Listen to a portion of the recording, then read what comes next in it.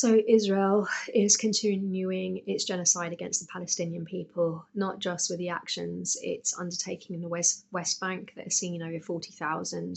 Palestinians now ethnically cleansed, many killed and shot, home demolitions, continuation of occupation and apartheid, not just through the ceasefire violations, through the killing of Palestinians in Gaza with snipers, but now Israel has decided again to cut off all humanitarian aid entering Gaza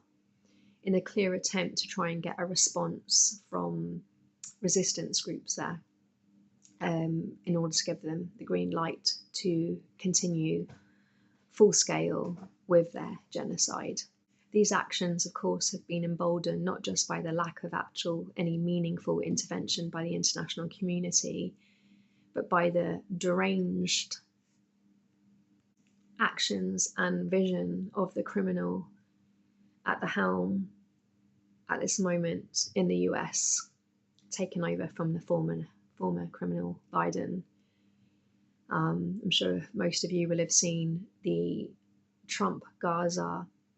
video, which actually, when it was sent to me, I assumed that it was a satire and laughed at it, until I learned with horror that it was actually conceived by somebody who really should be in an institution receiving mental health support, not governing any country. But this is where we're at. We live in a time of monsters. So I just want to say to people, I know it's really difficult. It's difficult to keep observing what's happening and realizing that actually the rule of law doesn't actually mean anything at all, it would seem. But the Palestinians are relying upon us to keep doing what we can as ordinary folk to achieve that critical mass. So I just want to encourage people again to keep using their voices, doubling down on their actions, whether that's boycott, divest and sanction, lobbying the government in the hope that some of them have humanity or find a conscience, and just taking appropriate steps as they can in accordance with international law in order to try and bring an end to Israeli impunity, to end the genocide, end the apartheid, end the occupation, and ensure freedom, justice, equality, and a life of dignity for all groups within a region, because this is the only thing that can guarantee the safety and security of all groups in the area. And as I'm making this video, I just want to highlight as well that obviously I focus on Palestine because it's the issue of my heart. It's where I served as a human rights monitor.